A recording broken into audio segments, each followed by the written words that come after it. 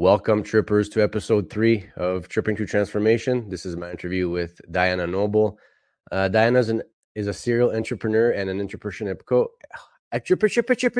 coach. Yeah, that's what she is. But yeah, she's those things. She is a serial entrepreneur and entrepreneurship coach. Diana is also a friend. She's helped me along in my personal development journey.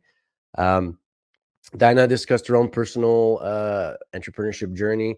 She's given us some tips on how to get started as an entrepreneur, how to overcome adversity and challenges, and how to maintain that work-life balance. It was a really good one. I really enjoyed my time with Diana, and I hope you do too. And as always, to get us started, balance, drop that beat.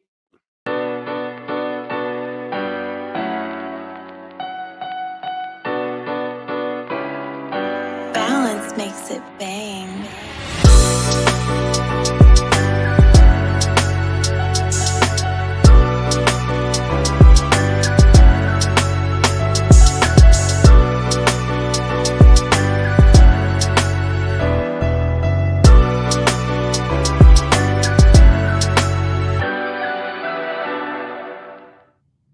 Welcome to Tripping Through Transformation, episode 3. I'm your host, Guillaume Poirier, and with me today I have serial entrepreneur, business coach, and a friend, Diana Noble. How are you doing, Diana? I'm great. How are you? I'm doing great. I'm just joking about the friend part. I've known you for some time. No, I know that we're friends. But I've known you for some time. But for the most part, I've only gotten the chance to interact with you through Zoom, right? Because we really met during COVID and whatnot. But True. Yeah, I think you and I have communicated a lot, and we've been on a journey together for the past 2 years or so. And I consider you a friend. Well, thank you. So, so thanks for coming on today. And I wanted to ask a little bit about your background. Like I said, you're a serial entrepreneur. So as far as I know, you've got 4 businesses on the go right now. 4/5. Right. So do you mind telling us what those are? Yeah, absolutely. I started my process serving company, Noble Services, Inc. in 2011. So next year it will be 13 years old. That is my first baby. I then became a realtor. I then owned a newspaper. I then opened up a real estate brokerage, opened up my business coaching. So my real estate brokerage is Seller Direct Northern Homes Realty. I then opened up my business coaching and consulting because I love working with entrepreneurs. I love the entrepreneurial journey. And so Noble Choice Coaching is my business coaching and consulting. And underneath that hat, I do a variety of different things: facilitation, workshops, strategic planning, coaching, so on and so forth. And then after I sold my newspaper, I had this shell of a corporation called Noble Media Corporation, where over the last few years, I've done some side gigs of content writing, some graphics, some 3D tours, photography, so on and so forth. And I recently, just underneath that corporation, opened up a photography, videography, and podcast recording studio. So that's why I said 4/5, because it's like 4 corporations, but like 5 separate things. I was going to say entities, but they're not 5 separate entities. But they're 5 very different businesses. So what keeps you wanting to add more onto your plate? It seems to me like one business is already quite a lot. Now you're talking about 4 or 5. So what keeps you wanting to add on more? Yeah. So passion, honestly, is what it comes down to. I'm lucky that I've gotten to a place in my life where I get paid for doing things that I love. And I wouldn't have it any other way. The studio, which is my latest venture, which literally just opened up on September 1st, that is a passion project, completely a passion project. Now I've transformed that into a business. However, it didn't really come from I guess it kind of came a little bit from the business sense side of things. I saw a need in the community, and that need also fueled my own creativity because I love videography, podcasts, and photography. So the coaching also was a passion, I guess you could say. So my last 2 businesses were really passion motivated. It was really about how can I do what I love and get paid for doing that? Right. Yeah. That's a lesson I try to teach my children, definitely, because they don't know what they want to do with their future, and they're kind of freaking out. And I always tell them, well, first and foremost, figure out what you enjoy doing and then find out how to make money at it. But speaking of my children, you've got so much on your plate. How do you maintain that work and, lifestyle balance, family balance? Are you like involved in all 4 or 5 of your businesses daily? Like, you know what I mean? Pretty much. Yeah. Yep. So how do you Check. manage all that? Yeah, very good time management skills. You uh, must.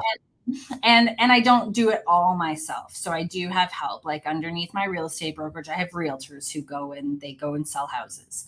And underneath my process serving company, I have servers and an admin who takes care of all of the day-to-day stuff, and I just review things and sign things. The studio is pretty much primarily me and my assistant. The coaching is pretty much me and my assistant. But it's just making sure that you have help in place. And for me, I don't work from home. I have worked from home in the past, but I've had my office here for about 3.5 years now. And I find that that has actually really helped in terms of that division, because when you do work from home, it takes that much more discipline Hmm. to be able to, divide your time between what's work and what's home life, because your home is your office. So then you're working in your office, or you're living in your office, I guess you could say. Yeah. So I found it a lot more difficult when I was running operations from my home. Now that I have my office, it's not to say that I don't work at home at all. I do have a home office too, but I am a little bit more able to focus when I'm here at my physical office during the day, and then kind of leave this here and go do my thing at home and spend that time with my family. But here's the other thing. I want to just like flip the script on this, because yes, while it may look like I work, definitely on the outside, probably my family would agree with you actually, but I wouldn't have the ability to, take off for the weekend with my family, or take off in the middle of the week and go to a concert, or head off to Costa Rica like I'm doing in a couple of months, if I wasn't in this situation, right? So Right. it's like really finding the way to have that balance. And balance for me is not necessarily on a day-to-day basis. It's on like my life basis. Mm. So if I work really hard like this week, well, then maybe next week I take an extra couple of days off. Or if I work really hard right now, well, hey, I can go on vacation. I can leave it all behind and I can do whatever I want to do. I want to take off in the middle of the week and I want to head down to Edmonton or Calgary or whatever. I want to go camping all summer long. I can do that because I've put in the work in other times. So balance is not necessarily a daily balance, but it's like balance as far as my life is concerned. See, that's interesting, because I'm thinking she's got 5 businesses. Where does she find that time? You know what I mean? I feel like you would be kind of like anchored to your business and not have that ability to travel whenever you want to take a break. Oh, there's no point in working as hard as I do if I don't do that other stuff. It's like Right. work hard, play hard. It goes So hand in hand. It can't be like work hard and then like die over here. yeah. So manage your time, have systems in place, and have helpers if needed. And I got separate work from your family life. And I know that's a struggle. I know, like, my podcast studio is in the basement, and I'll hear people upstairs. I want to go and see what they're doing. It's hard to focus on your work, but so I agree, 100% separation from your workplace. And then there's times that my son will be here at my office. Yeah. So sometimes that is the situation too, where it's like, okay, well, mommy's got to do some work. Like, you, this is terrible, but you go out there, you watch some YouTube, you let mommy work for a couple of hours, and then we'll go and do something fun. Right. So, my son is he knows what I do. Well, to a degree, I mean, he's only 6, but he knows that I'm a business owner. He knows that I'm on the go, but he also knows. So it's funny, this morning I was dropping him off at daycare, and he was like, Mom, why do you have to go to work? And I was like, well, you remember how we were talking about how you wanted to go into soccer? Well, mommy has to work because mommy has to afford to pay for soccer. And hey, do you Right. remember where we're going in a few months? Yeah, we're going to that place with all the coconuts. Yeah. Well, if mommy didn't work, mommy couldn't afford to do that kind of stuff, right? So it's very much everything that I do sets the stage for everything that I want to do. That makes Right. sense. And that I end up doing. It's not just a want, it's like putting plans in place to make those things happen. Yeah. And I imagine that when you're focusing on work, your focus is on work. And when you're your family, your focus is on your family. You're not right. Well, you try it. Yes and no. Like, I mean, as a business owner, sometimes, right? Sometimes it is hard to get that separation. You have to be disciplined, right? So, yes, you do have to put down the phone. You do have to, focus on it. Doesn't make sense for me to be at my office and not work. Right. And then for me to be at home and only work, right? So, if for me, it does help compartmentalizing the locations that I'm at with what I'm doing in those locations. Is it a perfect science? Absolutely not. Could I get a phone call at 8 o'clock tonight from one of my realtors who needs my help in figuring out how to deal with a situation that they're dealing with on one of their transactions? Totally possible. Happens all the time. But it's also maybe not taking that call if I'm like in the middle of really intentional time with my Right. family. Like if I'm at a carnival or something like that, I'm probably Yeah. not going to answer that call, right? So Right. But simultaneously, your family is understanding of your situation, and they sometimes, understand if Diana has to step aside for a minute to take a phone call, right? sometimes I'm not going to lie. Again, not a perfect science. Love you, Yeah. honey. But yeah, that can be a challenge because if you have a partner who is not entrepreneurial, for example, like my husband, he does his very best to be understanding. It does take a toll sometimes, but you've got to have that compromise in your relationship. And, everything comes at a bit of a cost in life. Right. Nothing's going to be 100% smooth sailing what you want it to be, but it's like, what are you willing to sacrifice for what you're willing to get out of it? Yeah. No, that makes sense. I imagine that, having all these companies or businesses, you must face a lot of challenges and setbacks on occasion. So how do you handle challenges and setbacks in your businesses? Like how do you keep yourself from saying, screw this, I'm done. I don't want to do this anymore. Well, yeah.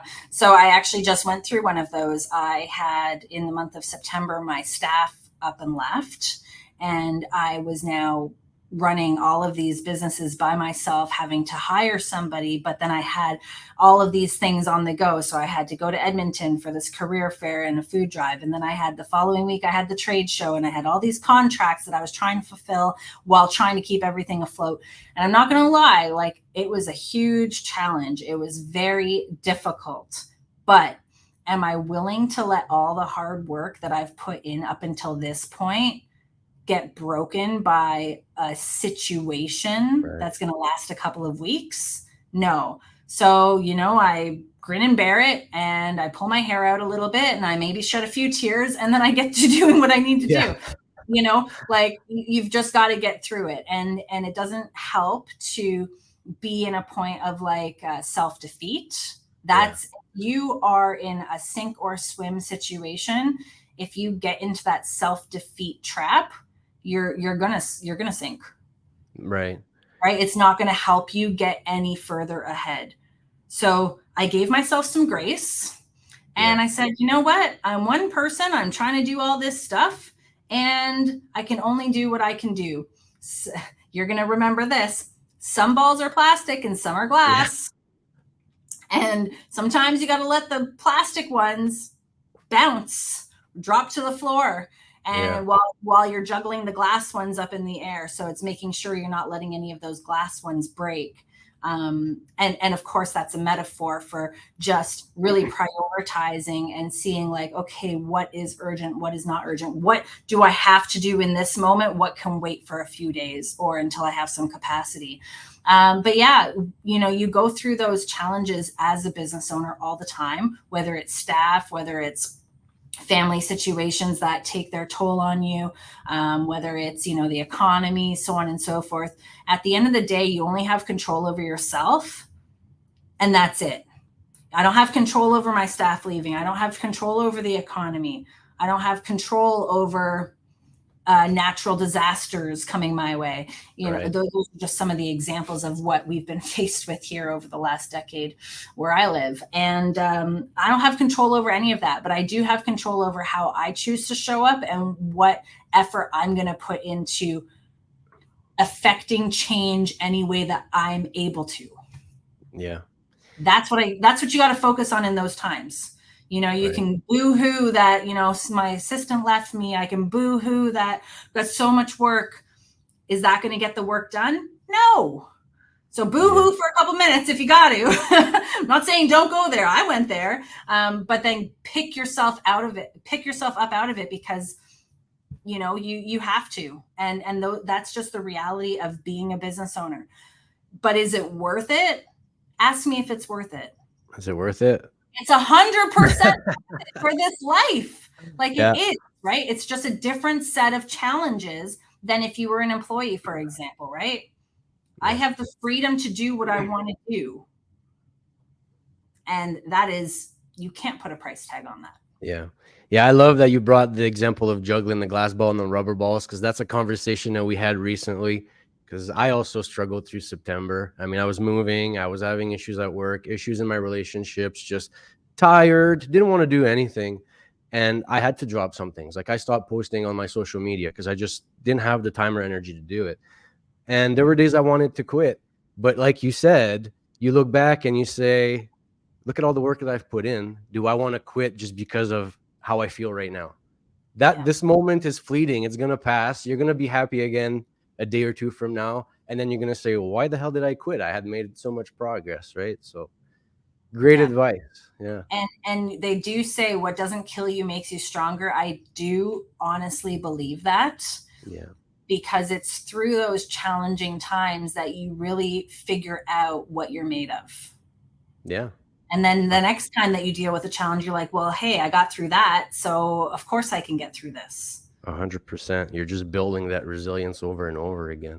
Mm-hmm. Well, I think that's a good place to take a break for a commercial. When we come back, I'll talk to Diana about our journey together, and we'll learn some more from her there. So stick around and we'll be back.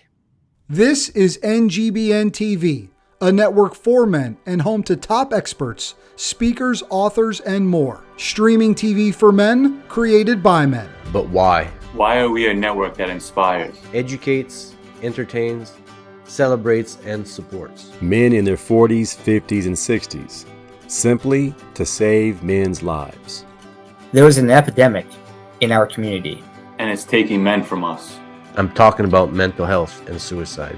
But we have an answer, and it's streaming, live shows, sports, concerts, and more. In a real way for men to lock shields.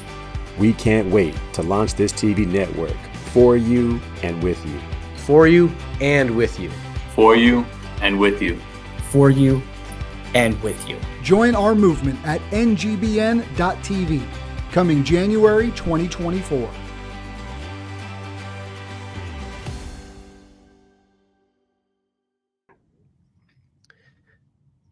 Welcome back to Tripping Through Transformation. I'm with Diana Noble, serial entrepreneur and business coach.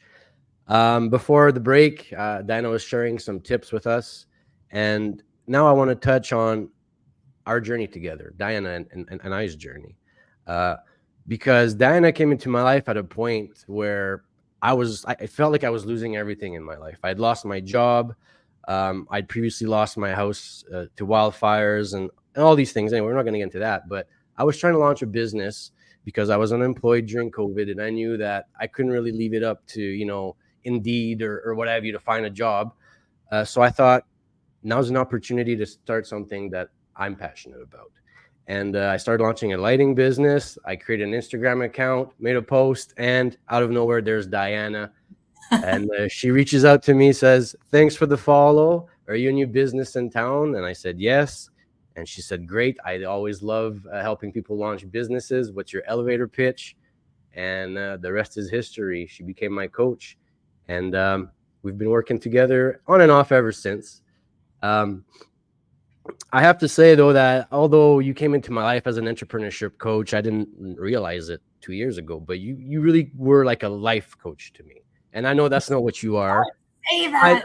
I know, but I was at a point in my life where I just didn't really know what direction to take. And even though you were giving me entrepreneurship advice, I could apply some of that to my life. Like 100%. there's always three main things that you've taught me that always comes to the surface, and it's truth with a capital T, right?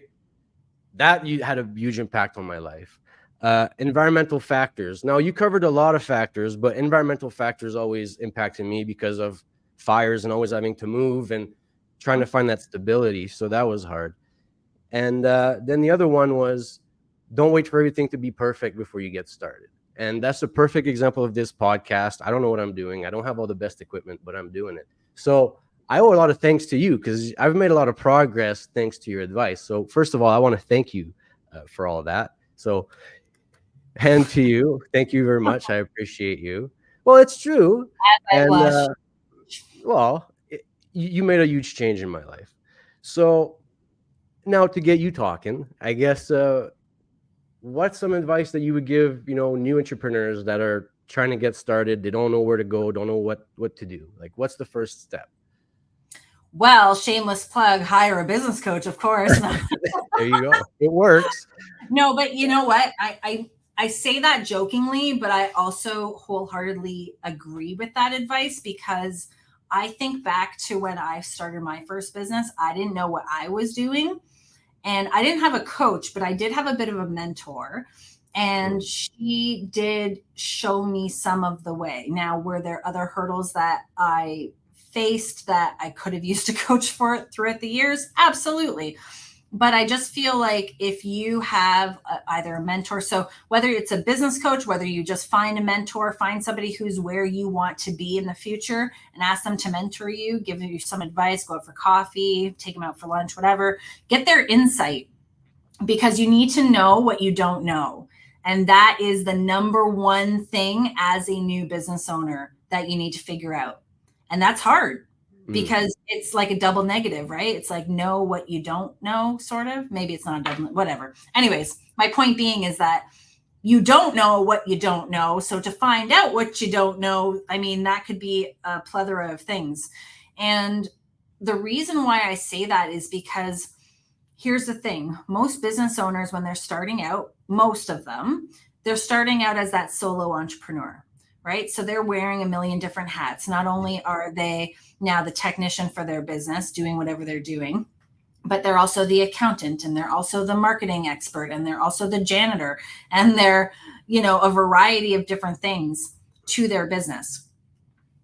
There are crucial pieces to running a business that you need to have in place in order to be successful.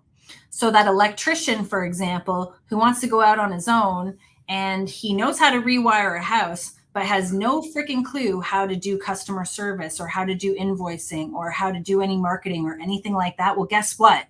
Those are crucial pieces to the success of his business. It's not good enough to just be the technician who rewires the house. You're now a business owner and you need to think like a business owner. So you need to find out what it is that you don't know, and then you need to know what that is. It's not realistic for everybody to be good at every piece of running a business. You're going to have your strengths and you're going to have your weaknesses. So play to your strengths and delegate, hire out your weaknesses, but know what those are, right? If you're not good at accounting, well, that's great. Don't be good at accounting, but you still need to get the accounting done. You can't just leave it just because you're not good at it. So really focus on the things that fuel you forward, that you're really good at, that nobody can replace, and then delegate out the other stuff. Yeah, no, I'd agree with that. I know when I started Greater Performance Lighting, I was taking a lot of tips from you, like Canva, go on Canva to do your own designs, do your own logos. And then you're going on Excel to do, for me, I was doing lighting audits. So I was punching in calculations and figuring out how to do all that. And it is a lot of work at first. And it might be tempting for someone to say it's too much, I can't handle it. But once you get over that hurdle and you figure out, okay, like you said, what am I good at? You can focus on that and then delegate the rest. it might be difficult for a new entrepreneur to delegate, like if they can't hire staff, right? So do you have any tips for people that might have too much on their plate, but they're not at a point where they can afford to hire somebody? Grind. Put in that. Just put it in, eh? You got to do it. And I know that might sound like, ooh, Diana, that's terrible. But realistically, that's what it takes to get a business off the go. And if you don't have the ability to put in that energy and that time in the beginning, chances are likely you're not going to pass the 5-year mark of the 50% of businesses that actually succeed, because it does take a lot of time. It does take a lot of energy. It does take a lot of effort. And you need to put that in. A lot of businesses, smaller businesses, they start out like that as like a side hustle, right? And so they'll have some other solid income over here, and then they'll have their business that they do on the side. That's how I started out my first business. I was working full-time at a law firm, and I was doing my process serving company on evenings, weekends, and my lunch hour. And I was go for about 1.5 years. And that was the tipping point at which I was able to become a full-time entrepreneur. And I never looked back.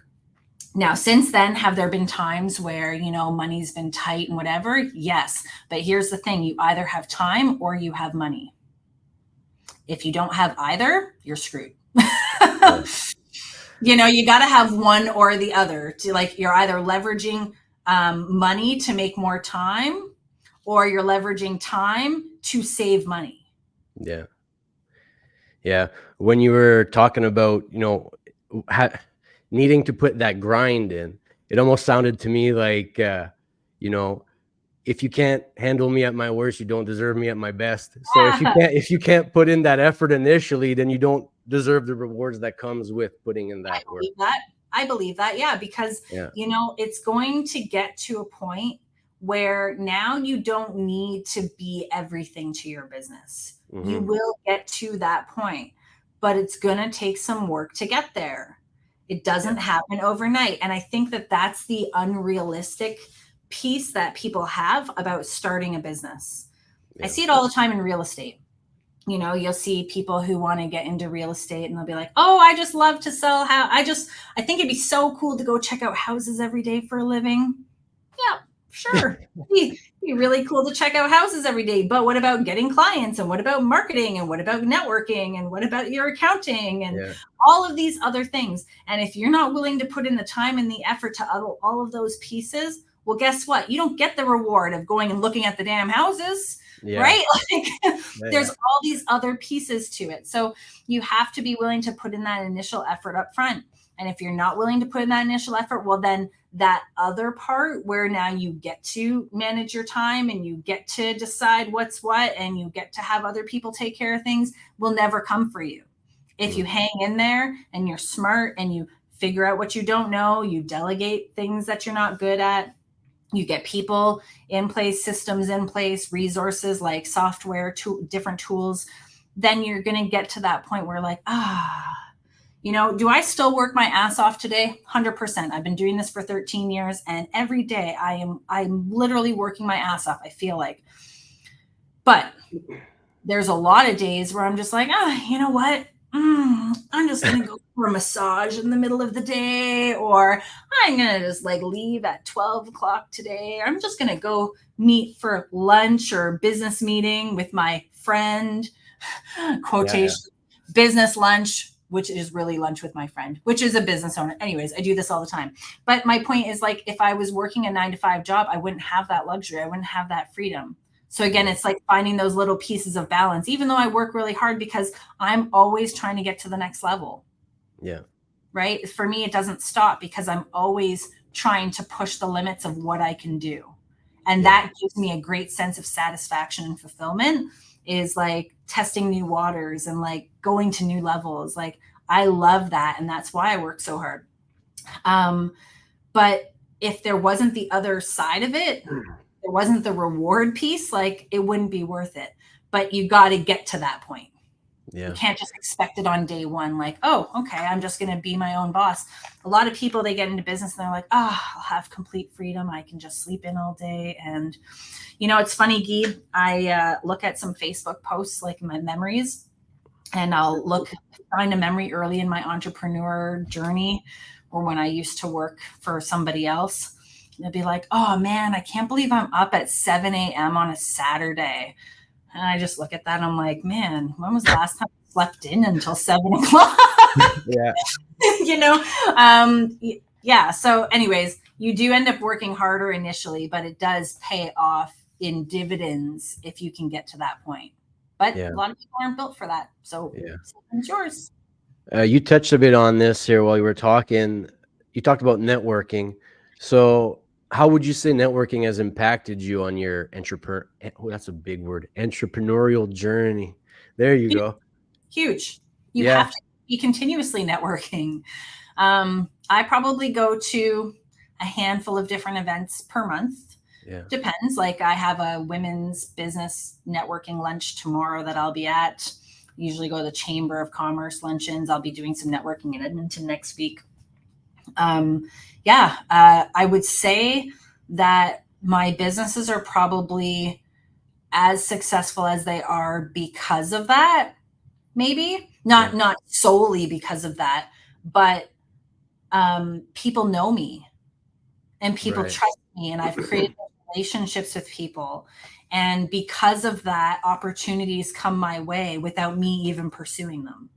Right. And so if people didn't know me, if I wasn't out there in the community networking with different businesses, different organizations, my name wouldn't be out there, and that business wouldn't be attracted to me as easily as it is. They say a lot of your success is about who you know. That is true. It is true. It's not the only truth, but it is true. And I think it's hugely important. And even if it's something that doesn't naturally come to you, like you're like, oh, that networking event. Yeah. I'll be honest with you, there's a lot of times that I push myself to go to that kind of stuff, because over the years, when I used to own a newspaper, I was very outgoing and I had to be everywhere. And ever since I sold it, was it like 4 years ago now? It's been 4 years. Anyways, 2019. Yeah, 4 years. Wow. Doesn't feel like 4 years. Anyways, ever since I sold it, I kind of feel like, oh, I don't want to go anywhere anymore. But I know that I have to continuously be present. And by doing that, things come my way, and I'm eternally grateful for that. But yeah, it's all part of being a business owner. It's all part of the job. It's you're right. It might not come naturally to everybody. Like for me, I'm an introvert. I don't like going up to people. So especially now, a lot of things is online. So a lot of times it's people you've never even met in your life, and you're reaching out to them and you're trying to work something out. So I don't know, it's challenging, I find, It is. But you know what? You've got to reframe it for yourself. Not think of it as like a networking event. Don't think of it as like, oh, I'm just going there to like get business, whatever. Really think of it as like creating meaningful relationships with other people.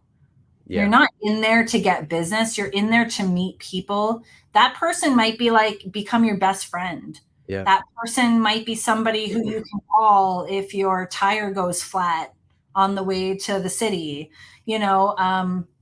so I would go in with the intention of creating meaningful connections, not networking. Right. It does change it a little bit, right? Because then you won't feel so uneasy. You're like, oh, okay, well, I'm just, going to meet new people, and you never know, like what could come of that relationship. It could just be a really long-term friendship, and hey, that's valuable. Yeah. This makes me, it's not really networking related, but it reminds me of about 2 years ago when we first started working together, and I'd printed off all these pamphlets and business cards, and I was going to go door to door. And when the day came to go, I had my baggie full of pamphlets, and I just didn't have the courage to go inside. Like I felt like I was going to be bothering somebody. So I would say, if you're going to go networking, also have the confidence that what you're bringing to the table, it's valuable, and you have something meaningful to offer. Like have that confidence to approach people and believe in what you're about, And you know why some people get hung up on that? And maybe you too back then, okay? Is because you're trying to be something that either you're not or that you don't believe that you are. Okay. And if you're trying to do that, then yes, it's really easy to get hung up on it all and be like, oh, like, oh, this is going to be so hard, and work yourself up. Yeah. The easiest thing in the world to do is be yourself, because guess what? You don't have to pretend at all. Like, you're just showing up the exact way that you would show up. And Yeah. I would say that that is one of my secret tips, strategies, is that I don't try to be anything other than who I am. What you see is what you get. And that is where my power lies, is just being 100% authentic. If you're not trying to be somebody else, you're not trying to impress other people or whatever, and you're just showing up as you are, guess what? Yeah. Like, it's the easiest thing in the world to do. Well, I like that. Yeah. Right. 100%. Well, there So you then have it. you could go back in time and you were just like, yeah, I'm just Guy, and I've got these pamphlets and whatever. I'm just going to hand out these pamphlets like I would just hand out any pamphlet. Like, there's no pressure. Like, take the pressure off of it and just show up as you are, and then release the expectation of how that's all going to play out for you. Yeah, I agree with that. I think that's a great place to leave that. I mean, Diana's secret to life: just be yourself. I mean, there you go. So we'll take a quick break for another commercial, and then when we come back, we'll wrap up and say our farewells. NGBN TV, a network for men in their 40s, 50s, and 60s, coming January 2024. Welcome back to Tripping Through Transformation, episode 3 with Diana Noble, and we're going to wrap things up here. So Diana shared with us some tips for entrepreneurs, both starting off and experienced. Do you have any last piece of advice for entrepreneurs before we go, Diana? I think that just about covered it all. Just, keep focused on why you're doing what you're doing. Connect to your why. Anytime that you feel frustrated, anytime that you feel like, oh, I can't do this, what's the point? I just want to throw in the towel, like you were talking about earlier. Yeah. Keep focused on the why. What's the bigger picture of what you're doing? And really anchor to that why to help you move forward. 100%. And if you're still struggling, hire a coach, right? You can hire a coach. I happen to know a good one. So do you have any links or anything? Where can we find you, Diana? Yeah, I'm pretty easy to find. If you Google my name, you'll see a whole bunch of ways to contact me. But if you want to reach out for my coaching, it's just noblechoicecoaching.com or Noble Choice Coaching for Facebook or Instagram. You can also find me on LinkedIn, Diana, just like the princess, Diana, Diana, Noble, Noble. Perfect. Well, thank you so much for coming on. We'll be sure to check you out. And I'm sure I haven't heard the last of you. I'm sure we're going to work together again in the future. 100%. Like, it would just be like a sin if we didn't. There you go. I want to just put in a little plug for you before we finish this podcast, because for those of you who are watching the video version of this, you can see kind of behind me, I've got all these things. I can't point. It's so weird on a camera.